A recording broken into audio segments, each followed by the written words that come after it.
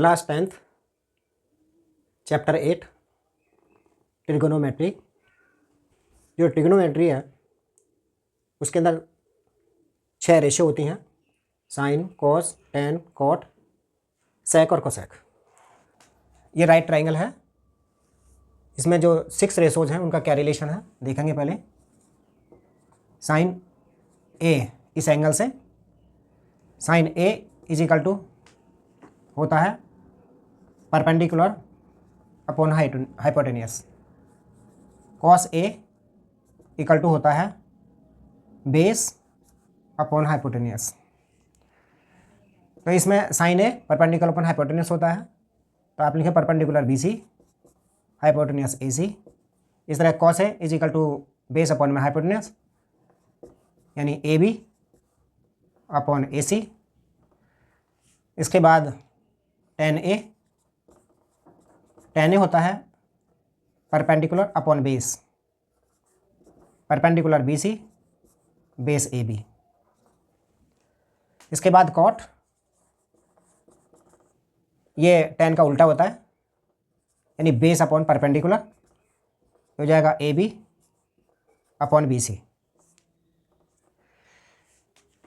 Next है sec. सेक ए, तो सेक जो होता है वो कॉस का उल्टा होता है, इसमें हाइपोटेनस अपॉन बेस आएगा, ए सी अपॉन ए बी। इस तरह से साइन का उल्टा जो होता है वो कोसेक होता है, कोसेक ए।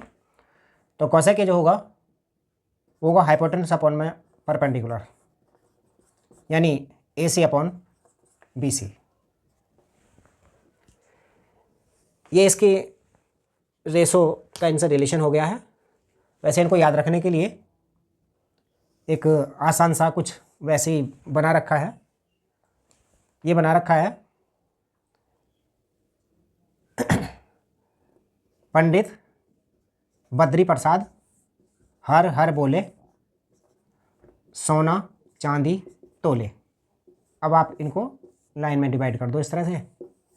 ये साइन एस, सी से कॉस और टी से टेन, पी से परपेंडिकुलर हाइपोटेनियस, पी से परपेंडिकुलर एच से हाइपोटेनियस। इस तरह से ही आ जाएगा।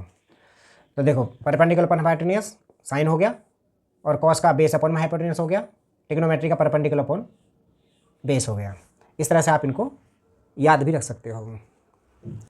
ये क्वेश्चन में हमें दे रखा है कि यदि tan A is equal to 4/3 है तो बाकी ट्रिग्नोमेट्रिक रेशियो फाइंड करो। तो tan A is equal to 4/3 दे रखा है, तो टेन जो होता है वो परपेंडिकुलर अपॉन में बेस होता है। तो हम लेट कर सकते हैं इसको, परपेंडिकुलर को लेट करेंगे 4k, बेस को लेट करेंगे 3k। तो एक ट्राइंगल बनाए, राइट ट्राइंगल, उसमें परपेंडिकुलर 4k, बेस उसमें 3k। तो इस तरह से आप उसकी हाइपोटेनस निकालें। तो पाइथागोरस थ्योरम है, हाइपोटेनस का square is equal to base का स्क्वायर प्लस परपेंडिकुलर का स्क्वायर। ये ए सी स्क्वायर ऐसे ही, ए बी की वैल्यू रखें 3k का स्क्वायर, बी सी की वैल्यू 4k का स्क्वायर। ये हो जाएगा A C square is equal to 9k square plus 16k square. तो ये आ गया A C square equal to 25k square, फिर A C is equal to आएगा 5k। अब हमें जो ट्रिग्नोमेट्रिक रेशो बाकी हैं 10 के अलावा उन्हें फाइंड करना है। तो पहले साइन ए जो होता है परपेंडिकुलर अपॉन में हाइपोटेनस होता है।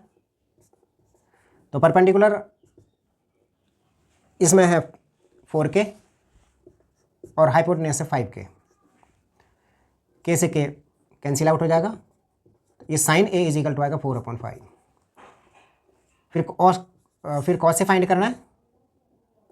कॉस जो होता है वो बेस अपॉन में हाइपोटेनस होता है, बेस है 3k और हाइपोटेनस 5k निकलिए, k से k कैंसिल आउट हो जाएगा। तो कॉस ए जो आया वो 3/5 आया। tan ए हमको गिवन है, cot ए निकालेंगे। cot ए जो होता है वो tan ए का उल्टा होता है, वो 4/3 लिखा है, आप 3/4 इस तरह से लिख सकते हैं या फार्मूले से उसको कर सकते हैं।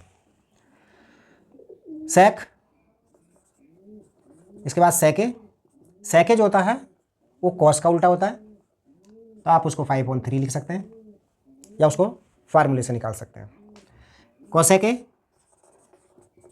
जो होता है वो साइन का अपोजिट होता है, साइन का उल्टा होता है, तो साइन ए हमारा निकला है 4/5, तो आप इसको 5/4 लिख सकते हैं। इस तरह से इनकी वैल्यू फाइंड कर सकते हैं। अगला क्वेश्चन हमको दे रखा है, consider triangle A B C right angle at C in which A B equal to 29 units, B C is equal to 21 units and angle A B C equal to theta. तो determine the values of, first है cos square theta plus sine square theta और second वाली है cos square theta minus sine square theta. तो पहले हम given लिखे, क्या क्या दे रखा है, ट्राइंगल है, इस राइट ट्राइंगल में ये सी पर राइट एंगल है, सी यहाँ पर, इसमें ए बी गिवन है 29 यूनिट्स और बी सी गिवन है 21 यूनिट्स, ए सी गिवन नहीं है, और एंगल ए बी सी में थीटा लिखा हुआ है, आप थीटा लिख दें। तो लिख लें इसमें A B equal to 29 units, B C is equal to 21 units. अब हमें ए सी फाइंड करना है, तो उसमें पाइथागोरस थ्योरम लगाएं, हाइपोटेनस का square is equal to base का स्क्वायर प्लस परपेंडिकुलर का स्क्वायर, हाइपोटेनस 29 का स्क्वायर इक्वल टू बेस 21 का स्क्वायर प्लस परपेंडिकुलर का स्क्वायर। अब हमें यहाँ पे परपेंडिकुलर की वैल्यू फाइंड करनी है, देन आप लिख सकते हैं इसको 29 का स्क्वायर माइनस के 21 का स्क्वायर, इसको इक्वल से इधर ले आओ स्क्वायर। वैसे तो इनको मल्टीप्लाई करके 29 में 29 की 21 में 29 की मल्टीप्लाई करके इनको माइनस कर सकते हैं, पर आसान तरीका ये है कि आप इनको ए स्क्वायर माइनस बी स्क्वायर की फॉर्म में इस तरह से लिख लिया है, जब यहाँ पर आया हुआ है ये, तो आप यहाँ पर ए स्क्वायर माइनस बी स्क्वायर का फार्मूला लगाएं और वो होता है ए प्लस बी और माइनस बी, मतलब एक ब्रैकेट के अंदर प्लस, दूसरे ब्रैकेट के अंदर इन नंबर को माइनस, इस तरह से लिख करके इसको सोल्व कर सकते हैं। इनको प्लस करेंगे, ये 50 आया इसमें और इसमें आएगा 8, ए पी स्क्वायर हो गया। अब P square is equal to आया 400, पी इज इक्वल टू आएगा √400 मीन्स 20। अब ये 20 आ गया पी परपेंडिकुलर, 20 यूनिट्स आ गया। अब आपसे कहता है कि इसके अंदर cos square theta plus sine square theta की वैल्यू फाइंड करो, cos square theta plus sine square theta की वैल्यू फाइंड करो। तो cos square theta plus sine square theta की वैल्यू फाइंड करने के लिए पहले आप साइन थीटा और कॉस थीटा की वैल्यू लिखना। तो साइन थीटा की वैल्यू है यहाँ से परपेंडिकुलर अपन हाइपोटेन्यूस यानी 20/29 और कॉस थीटा की वैल्यू है बेस अपॉन में हाइपोटेन्यूस 21/29। अब आप इनको लिख लें, वैल्यू इसके अंदर पुट करें, कॉस स्क्वायर थीटा, तो यानी कॉस थीटा की वैल्यू 21/29 इसका स्क्वायर प्लस साइन थीटा की वैल्यू है 20/29 इसका स्क्वायर। अब आप इनका स्क्वायर करें और स्क्वायर करके इनको सोल्व कर दें, तो इसका स्क्वायर आएगा 441 और ये आया 841 प्लस ये आएगा 400 और 29 का स्क्वायर 841। इनको प्लस किया 841, नीचे भी 841 एलसीएम लेकर के आ गया, इससे ये कट गया, 1 आंसर आ गया। इस तरह से नेक्स्ट जो पूछा है वो cos square theta minus sine square theta की वैल्यू पूछिए, तो उसमें भी ऐसे ही आ जाएगा 441 अपॉन 841 माइनस ये 400 अपॉन 841, इस तरह से आ जाएगा। अब आप इनको सोल्व कर देंगे तो ये 41 अपॉन में 841 आंसर आ जाएगा।